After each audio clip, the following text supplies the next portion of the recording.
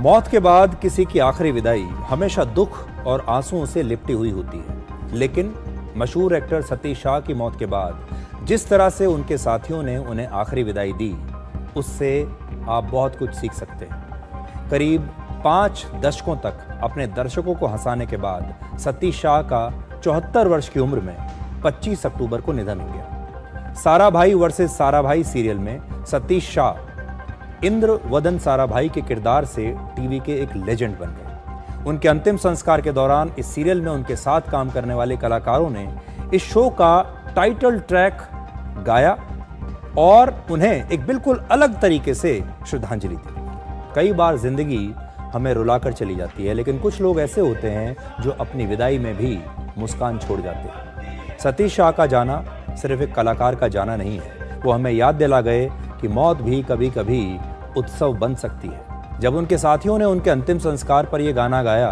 तो ऐसा लगा जैसे ये अंत नहीं बल्कि ये एक नई शुरुआत है। हम मृत्यु से डरते हैं क्योंकि हमें लगता है कि यही अंत है, लेकिन शायद असली अंत तब होता है जब हम जीना बंद कर देते हैं। इसलिए मौत से नहीं, अधूरी जिंदगी से डरना चाहिए। मृत्यु जिंदगी का विपरीत नहीं है, बल्कि मृत्यु जिंदगी का ही हिस्सा है और उसी किताब का आखिरी अध्याय है। और हम सब जिंदगी की इसी किताब के पाठक भी हैं और किरदार भी हैं। जब किसी कलाकार की मौत पर लोग रोने की बजाय गाना गाते हैं तो वो सिर्फ श्रद्धांजलि नहीं होती, बल्कि वो एक घोषणा होती है कि ये व्यक्ति मर नहीं सकता।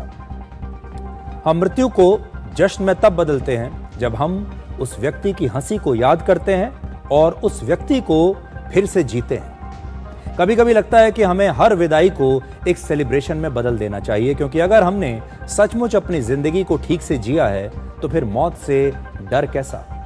80 के दशक में सतीश शाह का एक बड़ा मशहूर सीरियल दूरदर्शन पर आया करता था। हम सब ने उसे बचपन में देखा है। उसका नाम था ये जो है जिंदगी। लेकिन आज ये तो सीरियल मैं उनके बारे में बता रहा था आपको, ये जो है जिंदगी, लेकिन अगर आज उन पर कोई सीरियल बने तो उसका नाम होगा ये जो है मौत। हम समझते हैं कि ये जो है मौत ये सब कुछ खत्म कर देती है, लेकिन मौत सिर्फ एक पार्ट 2 है, एक सीन से दूसरे सीन में जाने का एक ट्रांजिशन है। जैसे कोई फिल्म निर्देशक कभी कहे नेक्स्ट शॉट। तो जब अगली बार आपको अपने किसी प्रिय व्यक्ति की याद आए, किसी प्रिय मित्र की याद आए, तो रोइए मत, बल्कि हंसकर उन्हें याद कीजिए।